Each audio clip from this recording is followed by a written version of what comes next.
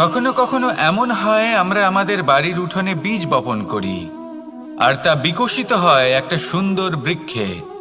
তার শাখাগুলি প্রতিবেশীর বাড়ি পর্যন্ত পৌঁছয়। ফলের বর্ষণ প্রতিবেশীর বাড়িতেও হয়ে থাকে। আর আমরা ভাবি গাছ আমরা উৎপন্ন করব আর ফল খাবেন আপনারা। এই কেমন কথা হলো? আপনাকে এই কথা বুঝতে হবে যে এসব হলো ভৌতিক বস্তু, সাংসারিক বস্তু। কখনো নিজের বাড়ির বাগানে ভালোবাসার গাছ বপন করে দেখুন।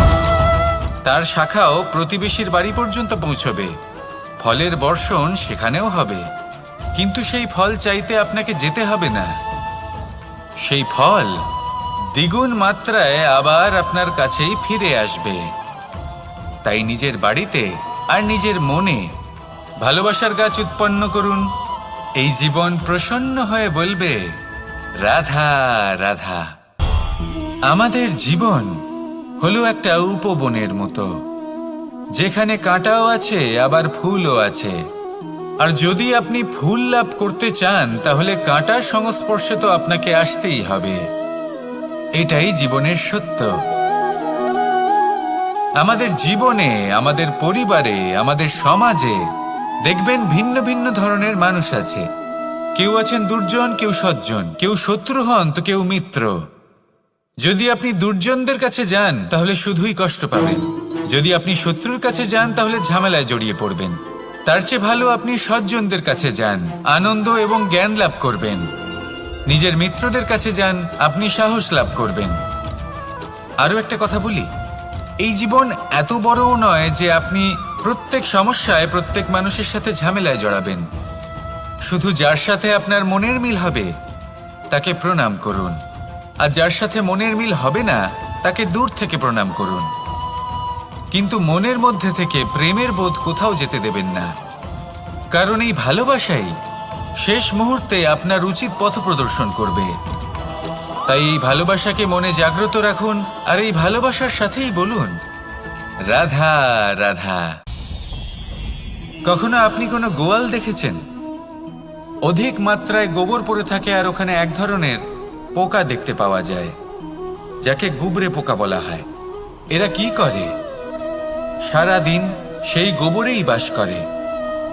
সেই গোবরকে গোল আকৃতি প্রদান করে নিজের বাসার দিকে নিয়ে যাওয়ার চেষ্টা করে।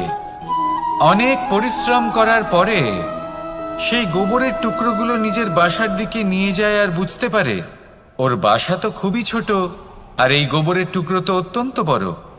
এ তো বাসাতে প্রবেশ করতেই পারবে না। তাও চেষ্টা করতে থাকে, শেষ পর্যন্ত অসফল হয় আর সেই পোকা একাই বাসাতে ঢুকে যায়।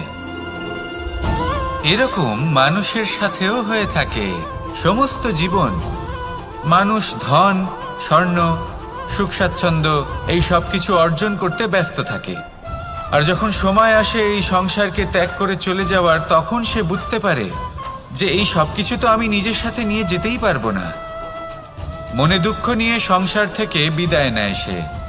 তার বদলে যদি মানুষ কোনো নির্ধন ব্যক্তিকে সাহায্য করে দেয়, কোনো দুঃখী ব্যক্তিকে হাসাতে চেষ্টা করে, তাহলে মনে সন্তোষ নিয়ে সংসার ত্যাগ করতে পারে। এই জীবনে ধন, স্বর্ণ, সুখ স্বাচ্ছন্দ্য অতি আবশ্যক, কিন্তু এগুলোই বাস্তব সম্পত্তি নয়। তাহলে কি এই বাস্তব সম্পত্তি সেটা বুঝতে শিখুন, আর আমার সাথে ভালোবেসে বলুন, রাধা রাধা। আপনার থেকে বড়, আপনার থেকে মহান হলেন সেই গুরু। এটা কি আবশ্যক যে সেই গুরু কোনো ব্যক্তিই হবেন? কখনোই নয়। গুরু হলেন একটা তত্ত্ব, গুরু হলেন একটা শক্তি। গুরু একজন ব্যক্তি হলে শুধুই একজনই হতেন, কিন্তু তা নয়। গুরু হলেন একটা অনুভূতি, গুরু হলেন শ্রদ্ধা। গুরু তিনি যিনি আপনার ব্যক্তিত্বের পরিচালক হন। গুরু তিনি যিনি আপনার ব্যক্তিত্বের নির্মাতা হন। আপনি কখন, কোথায়, কোন স্থানে, কি রূপে গুরু লাভ করবেন আর কি শিক্ষা লাভ করবেন তা নির্ভর করছে আপনার মানসিকতার উপর, যে আপনি সকলকে কিভাবে আপন করে নিতে পারেন।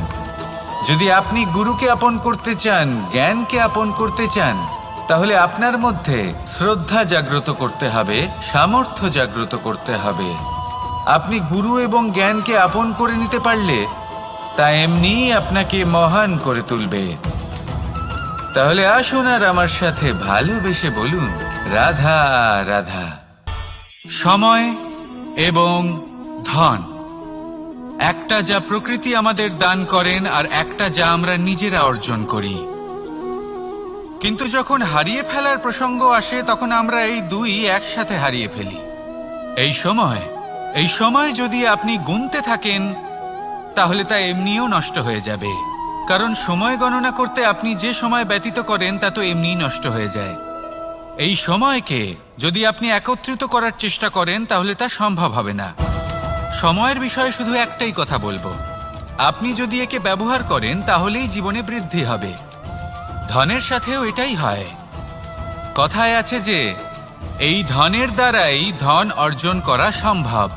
যদি আপনি এই ধনের যত্ন নেন এবং একে সামলে রাখেন তাহলে ধন আপনাকে সামলে রাখবে। এবার সময় আমরা প্রচুর পরিমাণে পাই, কিন্তু তার অর্থ এটা নয় যে আমরা তা নষ্ট করি। বাস্তব অর্থে সময় তা অত্যন্ত মূল্যবান। এর সদ্ব্যবহার করা যদি আপনি শিখে যান তবে এই সময়ও আপনাকে অবশ্যই অতি মূল্যবান করে তুলবে। আসুন আর আমার সাথে ভালোবেসে বলুন, রাধা রাধা। কথায় আছে যে এমন কোনো অক্ষর নেই যার দ্বারা কোনো মন্ত্র হয় না, এমন কোনো বনস্পতি নেই যা নিজেই একটা ঔষধি নয়, পৃথিবীর এমন কোনো ব্যক্তি নেই যার মধ্যে কোনো যোগ্যতা থাকে না। শুধু প্রয়োজন হলো যে ব্যক্তিকে আমরা খুঁজে চলেছি তাকে সঠিকভাবে চিনে নেওয়া। যদি তার যোগ্যতা, তার বিশেষত্ব আমরা বুঝতেই না পারি তাহলে আর লাভ কি রইল? এই সংসারে এমন অনেক ব্যক্তি রয়েছেন যারা ছোট ছোট অসফলতার কারণে আপনাকে এটা বলে দেবে যে আপনি কোনো কাজের নন, আপনি হলেন মূর্খ, আপনি কিছুই করতে পারবেন না। এইসব কথায় কখনোই বিশ্বাস করবেন না, কারণ আপনি এবং প্রত্যেকটি জীব এই পরমাত্মা এবং এই প্রকৃতির সৃষ্টি, যা অত্যন্ত বিশেষ। যদি আপনাকে উদাহরণ দিই তাহলে একদিকে আছে তরোয়াল, একটা বড় লম্বা তরোয়াল যার দ্বারা যুদ্ধ করা যায়, জয়লাভ করা যায়। আর অন্যদিকে রয়েছে একটা ছোট্ট সূচ, কিন্তু যে কাজ একটা ছোট্ট সূচ করতে পারে তা একটা তরোয়াল দ্বারা সম্ভব নয়। এর অর্থ হলো এটাই যে প্রত্যেকটা রচনা অত্যন্ত অমূল্য এবং অত্যন্ত বিশেষ হয়।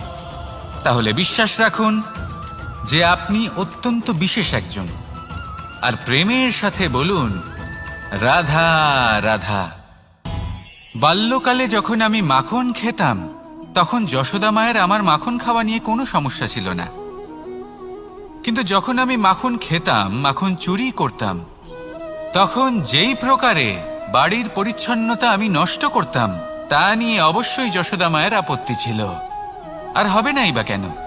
কথায় আছে যে যদি আমাদের ঘর পরিচ্ছন্ন থাকে সেখানে লক্ষ্মী বসবাস করে থাকেন, তবেই সেই বাড়িতে সন্তোষ ভাব থাকবে।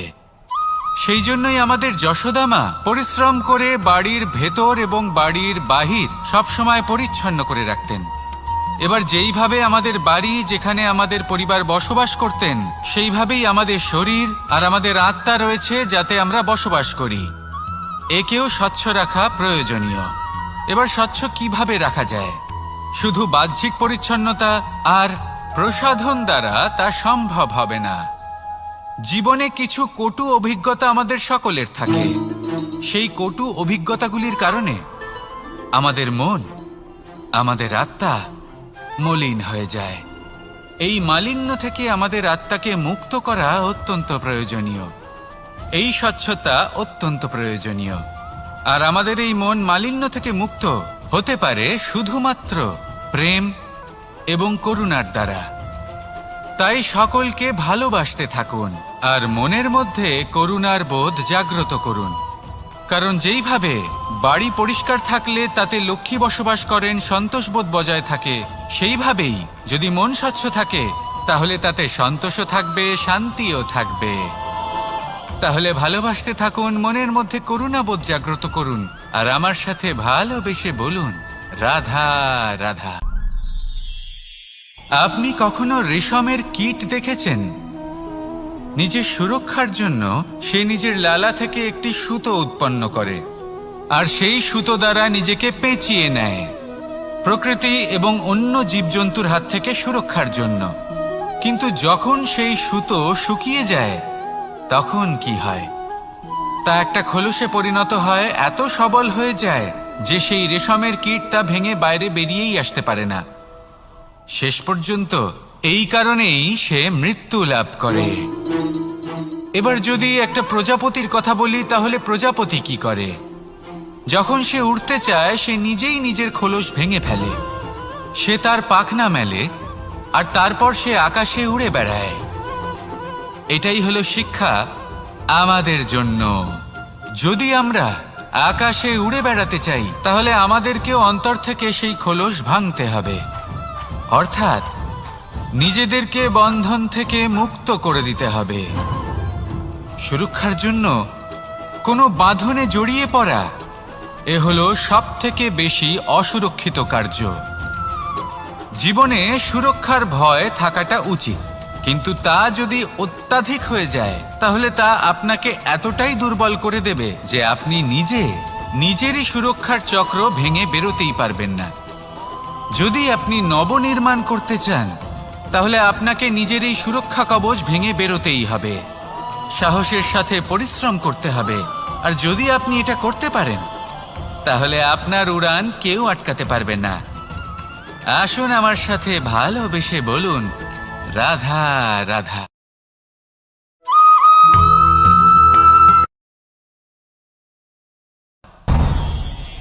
আমি মনুষ্যরূপে জন্ম নিই জ্ঞান, যার ভিত্তিতে মানুষ যা চাইবেন তাই লাভ করতে পারবেন যদি সঠিক কর্ম করতে থাকেন। যখন কংসের আমার সাথে ছিল, মহাভারতে আমি শুধুই শিক্ষক ছিলাম, আমি শুধুই শিক্ষা দিয়েছি। লক্ষ্য সাধন করেছে অর্জুনই, যুদ্ধ করেছে অর্জুনই এবং জয়ীও হয়েছে অর্জুনই। আমি শুধুই শিক্ষা দিতে পারি। অবশেষে আপনাকে শুধু এটুকুই বুঝতে হবে যে ঈশ্বর সবকিছু করতে পারেন না, করতে হবে আপনাকে। ঈশ্বর আপনাকে আশীর্বাদ করতে পারেন যে কাজ আপনি মন থেকে করবেন সেটা অবশ্যই পূরণ হবে। সেই জন্য নিজের লক্ষ্যের পথে এগোতে থাকুন। চেতনা, বিবেক এবং পরিশ্রমের দ্বারা আপনার যা যা স্বপ্ন আছে, যা লক্ষ্য আছে, আপনি অবশ্যই লাভ করবেন। আর এই মন সুপ্রসন্ন হয়ে বলবে, রাধা রাধা। ওমা, এ কি? আমি কখন থেকে এখানে অপেক্ষা করছি, হাত পেতে দাঁড়িয়ে রয়েছি যাতে একটা ফল আমার হাতে এসে পড়ে এবং সেটা আমি খেতে পারি। কখন থেকে অপেক্ষা করছি কিন্তু সেটা হচ্ছেই না। এবার আপনি বলবেন যে এসব কি বলছি, এ কি অদ্ভুত কথা বলছি। যদি ফল খেতে হয় তাহলে আমাকে বৃক্ষে চড়তে হবে, ফলের কাছে পৌঁছতে হবে, তবেই তো ফল পাবো। এবারে এটা অত্যন্ত সহজ ব্যাপার, কিন্তু এই বিষয়টা আপনি নিজের জীবনের প্রসঙ্গে ভেবে দেখুন। লক্ষ্য কোথায় আছে আপনি জানেন, সেই লক্ষ্যে পৌঁছানোর পথ কি সেটাও আপনি জানেন, সেই পথে চলার ক্ষমতাও আপনার রয়েছে, কিন্তু তাও আপনি নিজের লক্ষ্য লাভ করতে পারছেন না। কেন? কারণ আপনি অপেক্ষা করছেন যে লক্ষ্য আপনার সামনে চলে আসবে, কিন্তু তা হয় না। লক্ষ্য সে যাই হোক না কেন, ধন হোক, প্রেম হোক, কোনো সম্মান হোক বা মোক্ষ হোক, যদি আপনি তার দিকে অগ্রসর না হন তাহলে ফল প্রাপ্তি অসম্ভব ব্যাপার, তা কোনোদিনই হবে না। সেই জন্য আপনার চোখের সামনে আপনি যদি নিজের লক্ষ্যকে দেখতে পান তাহলে উঠুন এবং সেই দিকে অগ্রসর হতে শুরু করুন। নিজের অন্তরের সকল অশুভ গুণ দূর করুন, অলসতা ত্যাগ করুন, অজ্ঞানতা ত্যাগ করে দিন এবং চলতে থাকুন। অবশ্যই মনোবাঞ্ছিত ফল লাভ করতে পারবেন। মনে রাখবেন, চলতে থাকলে তবেই লক্ষ্য প্রাপ্তি হবে। অপেক্ষার দ্বারা শুধুমাত্র মৃত্যু লাভ হবে। আসুন আমার সাথে ভালোবেসে বলুন, রাধার। এই পুস্তকের মতোই হয় আমাদের সম্পর্ক, তার সেই এক পাতা, একটা ভুল। তাই যে কোনো সম্পর্কে যদি কারোর কোনো ভুল হয়ে গিয়ে থাকে তাহলে সেই ভুলকে সম্পর্ক থেকে দূরে করা সঠিক হবে। সেই ভুলকে ভুলে যাওয়াই সঠিক হবে। সেই সম্পর্ক ভাঙা নয়, সেই সম্পর্ক সামলে রাখুন। কারণ ভুল তো সবার দ্বারা হয়। যদি এরকম করেন তবেই জীবনরূপী পুস্তক আরো সুন্দর হয়ে উঠবে। একে অপরকে ক্ষমা করতে শিখুন, একে অপরের ভুলকে ভুলে যেতে শিখুন। তারপর দেখবেন এই জীবনে আরো আনন্দ আসবে, আর এই সম্পর্ক নিঃশ্বাস নিতে থাকবে। রাধা রাধাকে। আর অন্ধকারে তো এই ছায়া বিলুপ্ত হয়ে যায়। কিছুটা এরকমই হয় আমাদের অহংকার। সুখের আগমন হলে, বৈভবের উপলব্ধিতে এটা বাড়তে থাকে। কিন্তু যেই সংকটের তাপ বেড়ে ওঠে, অহংকার ছোট হতে থাকে। আর যখন সংকটের এই অন্ধকার আমাদের চারিদিক থেকে ঘিরে ধরে, তখন এই অহংকার আমাদের ছায়ার মতোই বিলুপ্ত হয়ে যায়। সাথে ঠিকভাবে যুক্ত না থাকে, সেই বৃক্ষের মূলগুলি গভীর না হয়, তাহলে কি হবে? তাহলে কি সে সেই সব সুবিধা পাবে? কখনোই নয়। সেই বৃক্ষের ডাল পড়ে যাবে, সেই বৃক্ষ ভূমিষ্ঠ হয়ে যাবে। ঠিক সেইভাবেই চিন্তা ভাবনার স্বাধীনতার আনন্দ আপনি তখনই আস্বাদন করবেন যখন আপনার শিক্ষা গভীর হবে। তাই স্বাধীন থাকুন দৃষ্টিভঙ্গিতে, কিন্তু যুক্ত থাকুন শিক্ষার সাথে। রাধা রাধা। সমাজ। আমরা এই সমাজে বাস করি, আর বহুবার একটা গুরুত্বপূর্ণ কথা ভুলে যাই। এই সমাজ আমরা সকলে মিলে তৈরি করি। সমস্ত সময় কাটিয়ে দিই এইটা ভাবতে ভাবতে যে এই সমাজ কি ভাববে, আমার কি করা উচিত, আমার কি ভাবা উচিত, কি পড়া উচিত, কোনটা সঠিক কোনটা ভুল। যদি আমি এটা করি তাহলে কয়েকজনের এটা মনে হবে না তো যে আমি খারাপ, যখন আমি তা নই। মনে ভয় উৎপন্ন হয় সেই কয়েকজন মানুষের জন্য। তার কারণ হলো আমরা আমাদের মনের কথা শুনতে পাই না, না শুনতে পাই, না বলতে পারি, আর না করতে পারি। সেই কয়েকজন মানুষের ভয় আমরা খারাপের বিরোধিতা করা ছেড়ে দিই। কিন্তু কখনো নিজেকে জিজ্ঞেস করুন, শেষ পর্যন্ত কারা এই কয়েকজন মানুষ? এই সংসারে প্রতিটি মানুষেরই নিজের আলাদা আলাদা ব্যক্তিত্ব আছে, আলাদা দৃষ্টিভঙ্গি আছে। তাই যদি আপনি এটা ভাবেন যে আপনি সবাইকে খুশি করতে পারবেন, তাহলে আপনি ভীষণ বড় ভুল করছেন। জীবনে কর্ম তাই করুন যাতে আপনার অন্তরাত্মা সন্তুষ্ট হয়। আর অন্তরাত্মা সন্তুষ্ট তখনই হবে যখন আপনার কর্ম শুভ হবে। তাই নিজের মনের কথা শুনে এই সংসারে শুভ কর্ম করতে থাকুন, তবেই এই সংসারের কর্মে আপনি সার্থক হবেন। রাধা রাধা। এই পাতাকে দেখুন, কত কোমল, কত শীর্ণ। যদি এর উপরে একটুও জোর খাটান বেঁকে যাবে। পাতা তো এরকমই হয়, একটু জোর খাটালেই তা বেঁকে যায় এদের নমনীয়তার জন্য। কিন্তু ওদের এই নমনীয়তার জন্য ঝড়ে বিপর্যয়ে ওরা ভেঙে পড়ার থেকে বেঁচে যায়। যদি এদের বদলে কোনো দৃঢ় বৃক্ষ হয়, তখন হাওয়ার তীব্র গতি সে সহ্য করতে পারে না, তার সম্মুখীন হতে পারে না, ভেঙে পড়ে যায় সে। ঠিক সেই রকমই হয় আমাদের সম্পর্ক। যদি এর মধ্যে সম্পর্কের সামনে নত হতে শিখুন। রাধা রাধা। প্রেম। আমরা সকলে প্রেম করি, প্রেম পাওয়ার চেষ্টা করতে থাকি। আর এমনও অনেক মানুষ আছেন যারা প্রেম অর্জন করেও ফেলেন। কিন্তু সেখান থেকে শুরু হয় এক নতুন অধ্যায়ের। আচমকা দুই প্রেমীর কিছু অনুচিত বলে মনে হতে থাকে। আচমকা দুজনে নিজেদের অস্তিত্ব নিয়ে বিচলিত হতে থাকেন। এবার এমন হলে কি রঙও কিছুটা এইভাবে অর্জন করা হয়।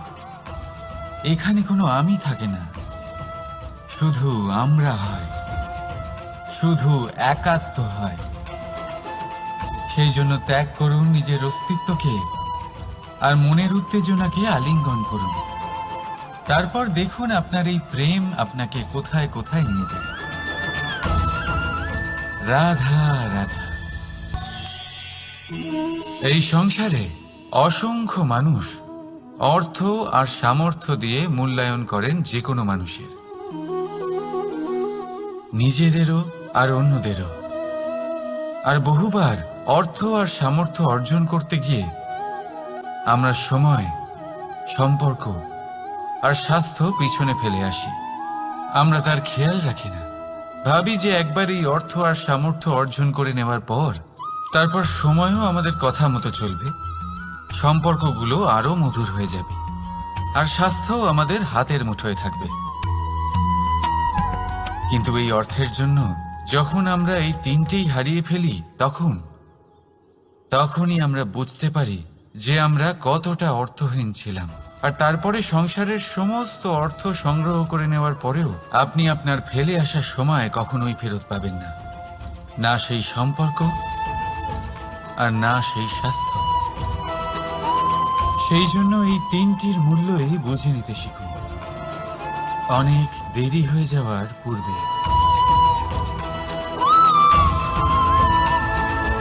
রাধা রাধা। অনেক উচ্চতায় পৌঁছতে গেলে আমাদের কি প্রয়োজন হয়? এর উত্তর বড়ই সহজ, সিঁড়ির। এবার এর মধ্যে একটা গভীর রহস্য লুকিয়ে আছে।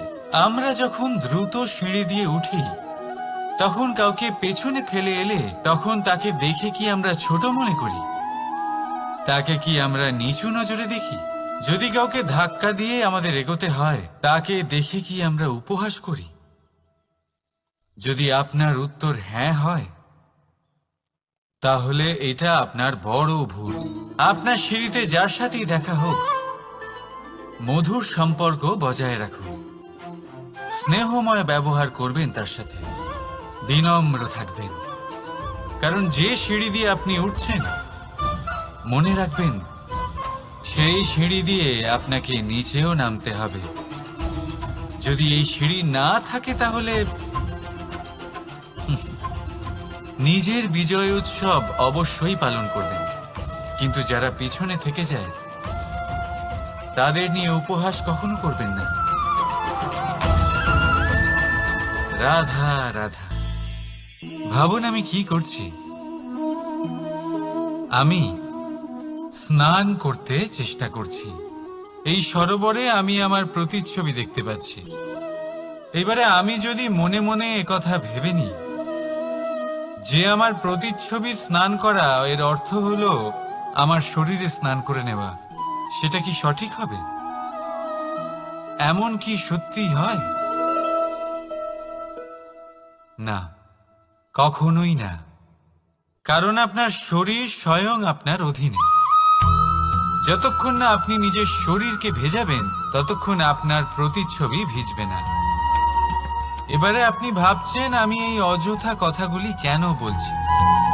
কারণ এই কথাগুলোর সম্পর্ক আছে আমাদের জীবনের অভিজ্ঞতার সাথে। আমাদের জীবনের এই অভিজ্ঞতা অত্যন্ত গুরুত্বপূর্ণ হয়। কিছু মানুষ এমন আছেন যারা সংকটের সম্মুখীন হতে চান না, কঠিন পরিস্থিতির সম্মুখীন হতে চান না, সেইগুলোর থেকে দূরে পালান। আর তার সাথে এটাও আশা করতে থাকেন যে বড় বড় সংকটের সম্মুখীন হওয়ার অভিজ্ঞতা আপনা আপনি হবে, সেই সাহস আপনা আপনি চলে আসবে। কিন্তু এটা কখনোই হয় না। তাই সংকটের সম্মুখীন হন তার থেকে দূরে না পালিয়ে। কারণ এই অভিজ্ঞতা বসে বসে কখনোই হয় না। তার জন্য আপনাকে সেই পথেই চলতে হবে যেখানে সংকট আছে, বাধা আছে, কঠিন পরিস্থিতি আছে, আর সেই পথে নির্ভয় হয়ে চলতে হবে। তার সম্মুখীন হতেই হবে। তারপর দেখবেন সেই পথে আপনার শক্তি, আপনার সাহস আপনার জন্য অপেক্ষা করছে। রাধা রাধা। ফলটা দেখছেন আপনি? এটা সেই ফল যেটা গাছের সবচেয়ে উঁচু ডালে পাওয়া যায়, কিন্তু যখন এটা খসে পড়ে তখন এটা আকাশের দিকে যায় না যা ওপরে আছে, সে যায় সেই ভূমির দিকে যে নিচ থেকে তার দিকে তাকিয়ে থাকে। কেন? কারণ এই ফলের নিজের উচ্চতার ধারণা মাটির থেকে নিজের দূরত্ব দেখে হয়। এই ব্যাপারটাই আমাদের মানুষের জন্যও খাটে। যদি আপনি সম্পন্ন হন তাহলে তাদের সাহায্য অবশ্যই করবেন যাদের সামর্থ্য আপনার থেকে কম, যাদের সাহায্যের অত্যন্ত প্রয়োজন। আপনার সামর্থ্য বেশি কারণ তাদের আপনার থেকে সামর্থ্য কম। দেখুন, জীবনে আনন্দ শুধু বড় হওয়ায় নয়, বরং তাদের সাহায্য করেও আছে যারা কোনো কারণবশত আপনার থেকে নিচে রয়ে গেছেন। আর যখন একটা ফল এই কথাটা বুঝতে পারে তখন আপনি নয় কেন? রাধা রাধা। সময় বড়ই বিচিত্র অনুভব দেয়। যখন অপেক্ষা করছেন তখন অনেক লম্বা হয়ে যায়। প্রতিটা মুহূর্ত একটা গোটা দিনের মতো মনে হয়। ঠিক সেইভাবেই যদি কোথাও যেতে দেরি হয় তখন সময় দৌড়তে থাকে। প্রসন্নতায় বয়ে যায় আর নিরাশায় থমকে যায়। আপনদের সাথে থাকলে সময়ের খেয়ালই থাকে না, শত্রুদের সাথে থাকলে সেই সময়ই খারাপ হয়ে যায়। কিন্তু এটাই কি সত্যি বাস্তব? না, সময় তো সময়ই হয়, নিজের গতিতেই চলে সে। শুধু সেই গতির আভাস আমাদের মানসিক অবস্থা অনুযায়ী বদলে যেতে থাকে। তাই এই সমস্যা সময়ের নয়, আমাদের মানসিকতা। তাই নিজেকে খুশি রাখুন, অন্যদেরও খুশি রাখুন। আগের সমস্ত ঘটনা ভুলে যান আর একটা উজ্জ্বল ভবিষ্যতের দিকে অগ্রসর হন। সময় সবসময় ভালোই লাগবে। প্রেম করুন সবার সাথে, সময় সবসময় সুখেই কাটবে। রাধা রাধা। অগ্নি জীবনে খুব মহত্বপূর্ণ হয়। এই অগ্নি উজ্জ্বলতা হয়ে আমাদের জীবিত রাখে। কিন্তু ভাবুন, যদি এই উজ্জ্বলতা ক্রোধের অগ্নি হয়ে দিকভ্রষ্ট হয় তাহলে কি হবে? একটা ছোট পাতা দিয়ে শুরু করে গোটা বনকে ছারখার করে দিতে পারে। ঠিক সেরকমই মানুষের ক্রোধের আগুনও অন্যদের তো ভস্ম করেই, কিন্তু তার পূর্বে স্বয়ং নিজেকেই ভস্ম করে দেয়। তাহলে কি করা যায়? কি করে নিয়ন্ত্রণ করা যায় তাকে? উত্তর হলো তাতে জল ঢেলে দিয়ে, জলের মতো বইতে দিন একে। ঠিক সেইভাবে যেমন সূর্য নিজের অগ্নিকে তেজ বানিয়ে আপনার কাছে পৌঁছে দেয়। এটাই পার্থক্য সূর্যের অগ্নি আর ক্রোধের অগ্নির মধ্যে। সূর্যের অগ্নি বিচ্ছুরিত হয়ে প্রতিফলিত হয়ে আসে, আর সেই জন্যই তাকে তেজ বলা হয়। অন্যদিকে আমাদের ক্রোধের আগুনের কোনো সীমাই থাকে না। তাহলে নিজের অন্তরের শক্তিকে ক্রোধের আগুন বানিয়ে জ্বালাতে চান, নাকি উজ্জ্বলতা বানিয়ে বিস্তারিত করতে চান? সিদ্ধান্ত আপনার। রাধা রাধা। এই সংসার অনেকটাই বড়, আর আমরা তার কাছে অত্যন্ত নগণ্য। এই সংসারে এমন অনেক মানুষ পাওয়া যায় যারা বোঝান যে এই সংসারটা কতটা বড়, কতটা অদ্ভুত, কতটা সুন্দর। আর এই সংসার রচনা করে পরমেশ্বর কত মহান এক কাজ করেছেন। কিন্তু আপনি এই জীবনে মাত্র কয়েকজন মানুষকেই পাবেন যারা আপনাকে এটা বলবেন যে এই সংসারে আপনি কতটা গুরুত্বপূর্ণ, আপনি কতটা অদ্ভুত। যদি আপনি তাদের সাথে থাকেন তাহলে তারা নতুন কিছু সৃষ্টি করতে পারেন, এই সংসারকে আরো কতটা পবিত্র করতে পারেন।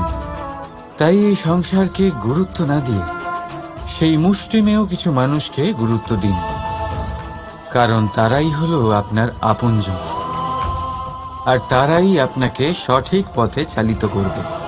মানুষকে তো বর্ষার স্রোতও বয়ে নিয়ে যেতে পারে, তাকে সাগরও ডুবিয়ে দিতে পারে, কিন্তু গঙ্গা জল সবচেয়ে বেশি শুদ্ধ, কারণ তার কয়েক ফোঁটা মানুষকে মুক্ত করে দেয়। রাধা রাধা। এ হলো একটা পাতলা সুতো। ভাবছি যদি এটা দিয়ে আমি পোশাক বানাই তাহলে নিজের জন্য কত সুন্দর একটা পোশাক বানাতে পারবো, কিন্তু যদি এটা আমি... চিন্তা করবেন না,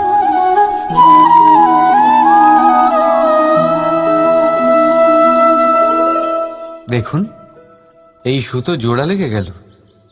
শুধু পার্থক্য হচ্ছে এটাই যে আগের মতো এটা আর সরল নেই, আর এটার দৈর্ঘ্য আগের থেকে কিছুটা কমে গেছে। এই সংসারে প্রেমের সাথেও ঠিক এটাই হতে পারে।